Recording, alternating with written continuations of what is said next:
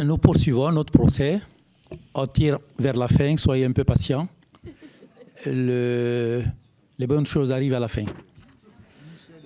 Alors, nous avons fini les thèmes choisis, arrêtés. Nous allons écouter 2 témoignages, mais en forme d'expertise. Et je vais donc appeler ces 2 témoignages à tour de rôle. Je commencerai d'abord par M. Michel Robert.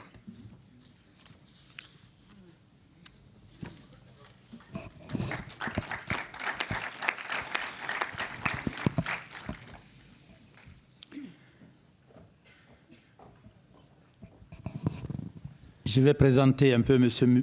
Michel Robert. M. Michel Robert est professeur à l'Université de Montpellier et actuellement directeur du Centre informatique national de l'enseignement supérieur. Il enseigne également à Polytech Montpellier et ses travaux de recherche à l'IRM, laboratoire d'informatique, de robotique et de microélectronique de Montpellier, portent sur la conception et les architectures des systèmes intégrés, matériels logiciels, avec une orientation vers les enjeux liés à la sobriété numérique et en particulier le développement d'une plateforme de calcul misant et optimisant les flux de données et d'énergie dans les processus pour réduire l'empreinte carbone des data centers. On vous demandera de répéter après. Alors, M. Robert également, il est membre honoraire de l'Institut universitaire de France. Vous avez la parole, monsieur, pour 10 minutes. Merci, Président. Bonsoir. Alors, c'est pas facile d'intervenir à la fin parce que beaucoup de choses ont été dites. Voilà, j'avais prévu quelques points, mais que je réadapte en fonction de ce que j'ai entendu. Je reviens sur les débats. Donc, déjà, l'importance du logiciel libre. Donc ça, c'est quelque chose qui a été souligné et je reprends parce que c'est effectivement une des alternatives importantes face à ce qu'on va voir, c'est-à-dire la puissance phénoménale des GAFA, c'est-à-dire de toutes ces industries qui actuellement donc pilotent sur la planète ces enjeux numériques. Une remarque aussi sur tout à l'heure, l'intervention juridique était intéressante parce que on voit bien que sur ce qu'on a entendu, tout ce qui a à faire au niveau du droit, ben, ça va créer beaucoup d'emplois. Je suis désolé par rapport à ce débat. Alors que d'autres technologies, parce que l'informatique ne s'arrête pas à l'IA, comme la blockchain. La blockchain, c'est ce qui permet de faire des crypto-monnaies, entre autres, qui sont des gouffres à énergie par ailleurs, permet de faire des transactions sans tiers de confiance telles qu'on les connaît aujourd'hui. Et ça peut bouleverser effectivement beaucoup de métiers juridiques par ailleurs. Vous voyez, donc le monde actuel est un monde de bouleversement. Et donc, à partir de là, ce qui est important, c'est d'avoir en tête l'histoire des sciences et techniques, finalement, qui nous amène à une situation qui n'est pas nouvelle et pour laquelle, quand même, j'aimerais commencer par définir d'une manière peut-être simple au départ et en précisant quelques points ce qui est l'intelligence artificielle. Donc je pourrais commencer par une anecdote, ça s'est passé il y a 15 jours, j'ai discuté avec Luc Julia qui a été l'inventeur de Siri. Siri, c'est l'outil donc, qui permet une communication orale avec un smartphone, donc Apple en l'occurrence, mais on pourrait dire pareil pour Alexa. Donc il définit ce type d'outil comme étant une stupidité artificielle. Tout ça pour dire que l'intelligence artificielle, c'est vraiment un concept complètement déconnecté par rapport à la réalité de ce qu'est l'intelligence, en particulier l'intelligence humaine. Mieux, comme cet outil ne savait pas répondre à toutes les questions, quand il a été conçu, ils ont fait appel à des scénaristes pour, quand on ne sait pas bien répondre, répondre complètement à côté avec de l'humour. Voilà, donc c'est pour montrer aussi le monde dans lequel on est, où on mélange des technologies, des applications, évidemment des enjeux commerciaux. C'est pour ça que dans ma définition de l'IA, je distinguerai le volet scientifique et technologique du volet donc des applications, notamment industrielles. Dans le volet scientifique et technique, c'est résumer l'IA tout simplement à une boîte à outils. Une boîte à outils dans laquelle on va trouver des disciplines que vous connaissez par ailleurs, les mathématiques qui sont fondamentales, l'informatique, la microélectronique pour faire des composants, de la robotique, voilà, des algorithmes, c'est-à-dire des logiciels qui vont donc tourner sur du matériel, dont des calculateurs, et évidemment qui ont besoin de données d'un côté et de beaucoup d'énergie de l'autre. Donc un des problèmes d'ailleurs actuellement, c'est que dans ce monde fini, parce que ce monde est fini, les ressources en énergie sont assez préoccupantes par rapport à toutes ces technologies. Et je distingue par rapport au volet scientifique, donc toutes les recherches sur l'IA notamment, le volet des applications, industrielles notamment, puisque, il faut quand même le rappeler, les IA génératives de type OpenAI, ChatGPT, etc., sont des créations industrielles avec un côté obscur. On ne l'a pas du tout signalé. Le côté obscur, c'est faire appel à une main-d'œuvre sous-payée qui a permis, dans des pays comme Madagascar et d'autres, donc de faire ce qu'on appelle du tuning, c'est-à-dire adapter les réponses pour pas que ça dérape trop. Voilà. Donc ça, c'est des points qui conduisent effectivement à nous interroger. D'un autre côté, je parle de boîte à outils. Un bricoleur, il va utiliser un marteau. Le marteau, ça n'a pas été conçu pour des applications qui font que certains marteaux sont dans des scellés du palais de justice par rapport, malheureusement, aux dérives qu'on peut imaginer. Pareil pour un club de golf ou une batte de baseball, donc pour les activités sportives. Donc il faut bien comprendre l'invention d'un outil, sa création et ses usages. Ça, c'est des points qui me semblent importants. Et donc, à partir de là, pour moi, aujourd'hui, on est là, parce qu'effectivement, il y a une accélération il y a moins d'1 an sur les sujets liés donc à ChatGPT. Donc, ChatGPT, c'est du langage naturel. Et la façon de traiter ça, comparons les 2 vidéos qu'on a vues. On a vu donc une intervention d'une personne qui parle en raisonnant. On est d'accord ou pas d'accord, mais il y a un raisonnement. Au début, on a vu une vidéo avec un visage donc, qui a prononcé des mots qui sont des alignements statistiques de mots les uns après les autres, mais en aucun cas ce sont des phrases construites, même si ça donne l'impression. Donc il faut faire très attention.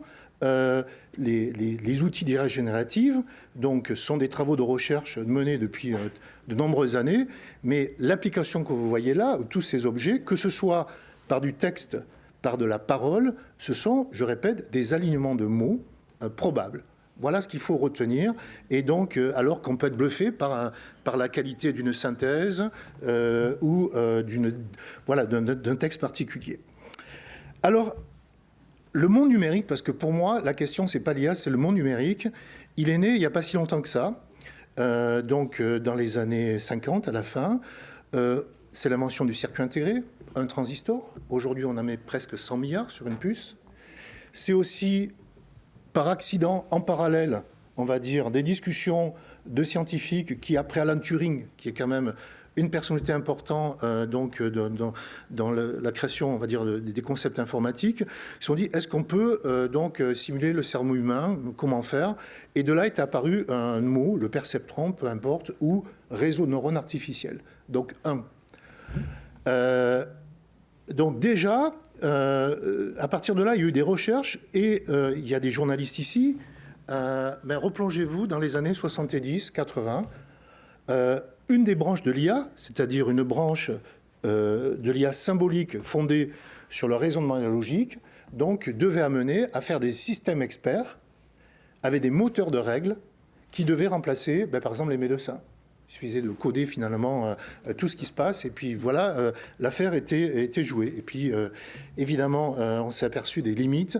Et donc l'IA, depuis, je dirais, les années 60, 70, il y a toujours eu des hauts, des bas. Et actuellement, on est sur un haut. On est sur un haut, pourquoi? Parce que l'IA bénéficie d'une convergence de plusieurs disciplines. D'abord, la microélectronique donc amène à faire des calculateurs, dont des calculateurs sont capables de faire des millions de milliards d'instructions par seconde. Et de ces calculateurs, donc, on a des outils effectivement pour gérer des données. Donc, données plus calcul a permis de faire donc effectivement des performances intéressantes. Je prononce un chiffre, un gros calculateur comme Adastra Montpellier, c'est une puissance d'1 mégawatt. Les plus puissants, donc 1 million de watts. Les plus puissants, au niveau consommation, donc en wattheure, c'est de l'ordre de 20 mégawatts-heure. Le cerveau humain, c'est 20 watts. Voilà. Donc déjà, quand on veut comparer des choses, soyons cohérents sur ce qu'est la nature humaine, la créativité. Enfin, je ne vais pas décrire ce qu'est un cerveau. c'est 20 watts. Évidemment, c'est des dizaines et dizaines de milliards de neurones. Et à partir de là, donc, il faut se poser aussi la question du rendement quand on crée des objets. Et le problème du monde numérique, c'est que son abstraction actuelle, tout est virtuel, le cloud, tout ça, ben non, pas du tout.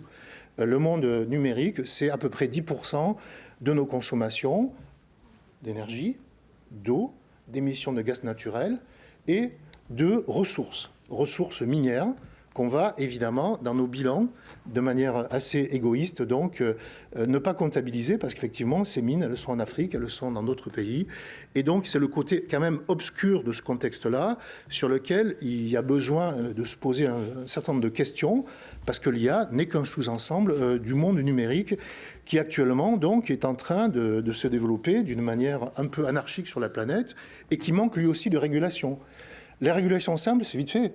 Il faudrait qu'on ait des Nutri-Score sur tous les objets de nos vêtements, mais aussi le monde numérique. Un iPhone, un téléphone cellulaire, il a fait 4 fois le tour du monde avant d'arriver dans votre poche.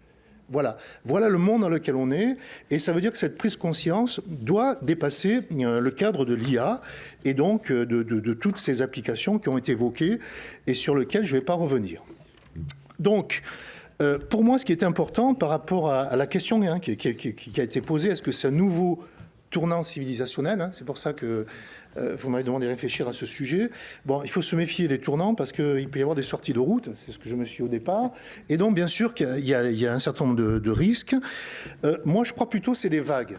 Et ces vagues, elles ne datent pas d'il y a un an. Elles datent depuis quelques décennies. Et actuellement, effectivement, il y a une confusion entre l'émotion et la raison. L'émotion, c'est tout ce qui se passe, on va être dépassé. Non, il faut du recul. Allez, je fais de manière très rapide. Les Sumériens, la tablette, je veux dire, on est 3000 ans avant Jésus-Christ, écriture cunéiforme. Voilà, l'impact, ça s'est développé. On va parler de millénaires. Les moines copistes, l'imprimerie, ça a tué leur boulot. Voilà. Mais par contre, ça a permis la diffusion des connaissances. Le métier à tisser, jacquard, là, ça a eu de gros problèmes. Il y a 2 siècles, pratiquement un jour pour... Enfin, oui, on va dire il y a 2 siècles. Donc là, il y a eu une révolte. Parce que face à ces angoisses liées à ces progrès, il y a eu quand même un certain nombre de réactions. Et j'arrive plus récemment, on a parlé de Microsoft Office, mais enfin, Excel, le tableur, ça a quand même fait évoluer le travail de comptable. Voilà, donc on est...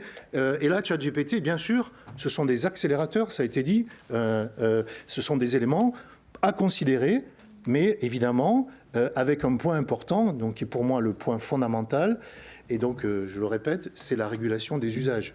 C'est une évidence que la problématique qu'on a aujourd'hui, c'est pas celle de l'IA, c'est celle de l'humain. L'humain, parce que nos usages, ils sont utiles, on l'a vu en santé. Je peux vous dire que les calculs menés sur des gros calculateurs avec l'IA sont assez impressionnants dans la prédiction du climat, on parle des séismes, enfin, je ne vais pas rentrer toutes les applications, mais en même temps, il faut se poser des questions sur les usages que j'appelle futiles. Donc, futile, c'est vite fait, ça s'appelle le métavers, c'est-à-dire des environnements virtuels qui consomment énormément d'énergie. Pour des jeux, je veux bien, mais à un moment donné, il faudrait avoir le retour chaque fois de ma consommation. J'ai fait telle action, ça consomme. Voilà, quel est l'impact carbone? Donc il va falloir que cette éducation se propage partout. Et l'autre sujet qui me tient à cœur, puisque je prends toujours cet exemple, et chaque fois je le peaufine, c'est la voiture autonome. Quand elle existera, si elle existe. Cette voiture autonome, elle aura 2 pompes. Une pompe à énergie, batterie, et une pompe à données. Et la consommation de ces pompes à données, personne ne l'a regardé. Quand on discute avec des spécialistes, il dit on cache la poussière sur le tapis, puisque quelque part, voilà. Par contre, une voiture autonome, qui est pour moi une aberration, si elle est mutualisée, peut résoudre beaucoup de problèmes de transport dans la métropole de Montpellier, par exemple. Voilà, on ne va pas mettre du tram de partout. On peut mutualiser les usages.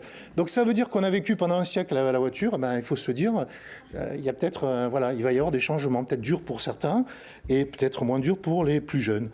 Voilà, donc je terminerai en disant que les aspects fondamentaux sont évidemment ceux de l'éducation. On a parlé de l'université, des écoles.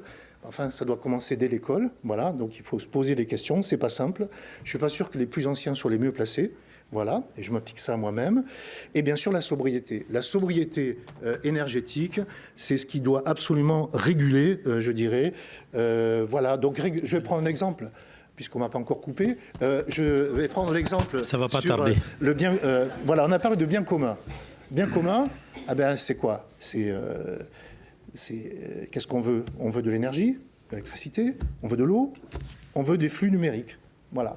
Eh bien, il y a toutes les technologies si on veut les réguler. Voilà. Je suis désolé. Vous consommez trop d'eau parce qu'il y a une... donc je ne vais pas donner une mauvaise idée à la métropole, mais en fait, c'est une bonne idée. Eh bien, on peut réguler le débit. Internet, on peut réguler le débit, etc., etc. Donc, je dis simplement que c'est... Voilà, je vais atterrir en disant qu'effectivement, voilà, il faut réguler l'IA. Il y a effectivement un certain nombre de points obscurs, donc je les ai rapidement balayés. Donc il faudra de l'intelligence pour ces régulations. Donc on a écouté tout à l'heure des exposés intéressants. Faut-il avoir peur de l'humain? Ben, ma réponse, évidemment, c'est oui. C'est oui, et c'est la même réponse pour d'autres sujets. Vous allez traiter d'autres sujets sur l'énergie, etc., etc. Voilà ces quelques mots. Merci. Merci, monsieur Robert. Merci. Vous pouvez regagner votre place, monsieur Robert. Alors, je me tourne vers Aurel. Et mid-journée, Et mid-journée. pleine battle.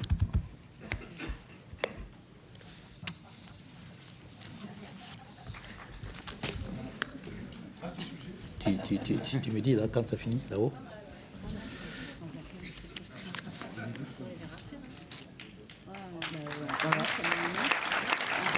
C'est bon?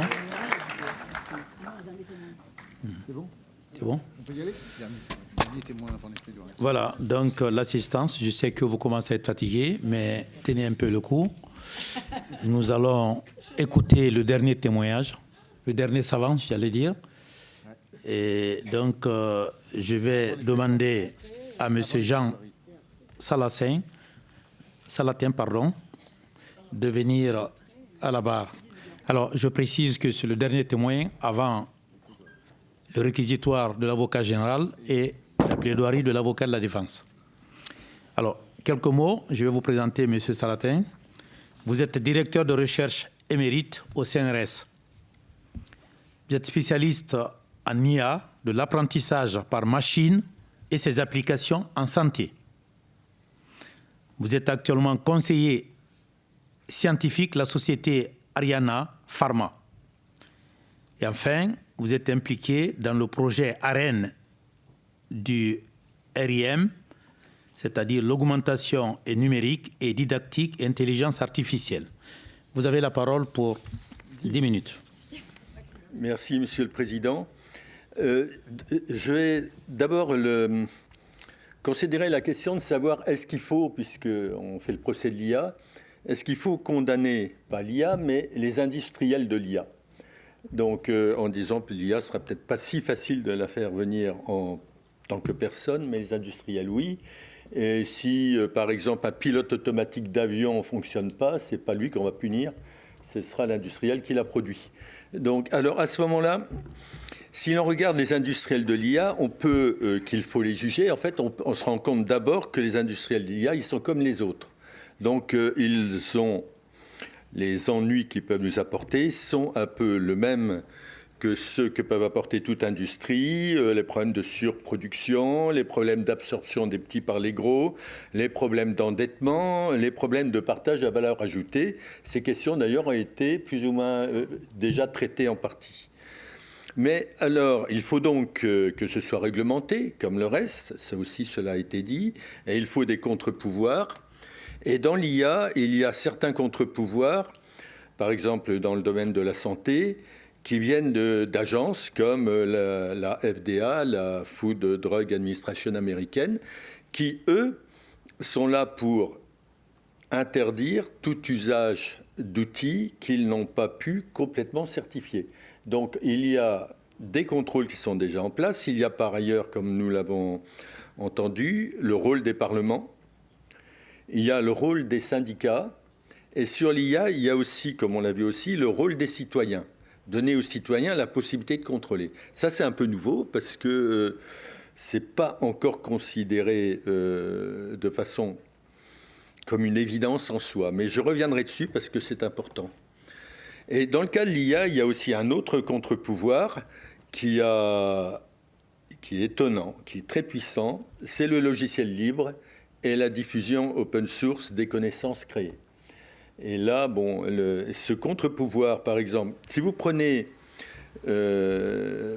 ChatGPT, pour les chercheurs, il n'y a rien de neuf, c'est des vieilles technos. On a été tous épatés qu'il y ait plus de 100 millions de personnes qui l'utilisent et qu'on sache que beaucoup de gens s'amusent et jouent avec. Donc, c'est vraiment un produit industriel. Mais on ne peut pas réduire l'IA au produit industriel. Il faut aussi regarder ce qui se fait en recherche. Et là aussi, la question a été posée. Donc, on pourrait dire, bon, les industriels, OK, ça va se réguler tout seul comme d'habitude, puis voilà. L'Europe est là pour faire les choses. Maintenant, l'autre question, c'est, faut-il mettre un moratoire à la recherche sur l'IA ? Alors, ma réponse, elle est, en tant que chercheur, je dirais non, parce que ça bouge dans le bon sens. Ça pourrait bouger dans le mauvais sens, mais il se trouve que ça bouge dans le bon sens. Car on constate plein de disciplines scientifiques que l'IA soutient, fait progresser par l'exercice en soutenant la créativité des experts et en réalisant un contrôle qualité sur les productions faites. Alors, par exemple, il est évident que quand vous donnez à des experts, mais la possibilité d'avoir des calculs, de pouvoir vérifier ces calculs, de pouvoir simuler, de pouvoir modéliser, il y a un retour sur l'expertise. Mais on pourrait, tout à l'heure, Michel a essayé de définir l'IA. Moi, j'ai envie de définir l'expert. Et c'est quoi un expert ? C'est quelqu'un qui a une docte-ignorance. Ça veut dire quoi ? Qui sait ce qu'il ignore. On peut dire pour aujourd'hui que l'IA, elle ne sait pas ce qu'elle ignore. Les experts doivent savoir ce qu'ils ignorent, sinon il ne faut surtout pas aller les voir. Et si vous avez un doute sur un expert, allez en voir un second, puis un troisième. Après, on peut faire des statistiques et pour décider. Donc, dans le domaine que je connais, c'est-à-dire l'utilisation de l'intelligence artificielle dans le contexte de la santé, en particulier dans l'aide à la découverte de nouveaux médicaments, il est clair que la FDA va demander des comptes. Mais elle demandera des comptes tout aussi bien aux gens qui utiliseront des méthodes d'apprentissage profond qu'aux gens qui vont utiliser d'autres méthodes symboliques. Comme il demande déjà des comptes aux gens qui ne font que des statistiques. Donc il y a le fait qu'il y ait un contrôle, qu'il y ait une qualification qui, d'une certaine manière, contraigne la créativité, c'est une réalité. Et comme c'est comme ça, ça bouge dans le bon sens.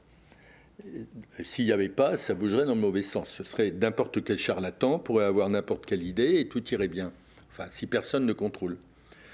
Mais alors, il y a un autre point qui m'intrigue et m'intéresse prodigieusement. Je vous l'indique simplement pour que vous l'ayez en coin de tête. Il faut savoir qu'il n'y a pas, au jour d'aujourd'hui, de théorie de l'IA. Il y a des outils, on l'a vu, il n'y a pas de théorie. La physique a une théorie, la chimie a des théories, il n'y a pas de théorie de l'IA. Alors évidemment, parce qu'on pourrait dire ce serait une théorie de l'intelligence artificielle. Bon, donc de l'intelligence, on a les humains qui considèrent que l'intelligence c'est leur affaire, n'ont pas très envie de voir une théorie de l'intelligence se mettre en place. Mais il faut quand même regarder quelque chose, et je suis attentif à cela, c'est que pour raisonner, nous les humains, depuis 2-3 000 ans, 2000 ans au moins, on utilise une bonne vieille logique. Tous la même logique. Elle a été faite depuis longtemps. Les théologiens, les philosophes, tout le monde utilise une même logique. Il y a une sorte de consensus sur l'utilisation de la logique. Donc, c'est un domaine tout à fait particulier. Si vous prenez la géométrie, elle a bougé. Il y a des géométries, il y a des nouvelles géométries qui sont arrivées. En logique, ça n'a pas bougé. Alors, est-ce que ça n'a pas bougé ? Eh bien, justement, ce qui se passe, c'est que c'est en train de bouger. Et ça bouge à cause, en partie, de la nécessité de formaliser, de comprendre l'intelligence artificielle.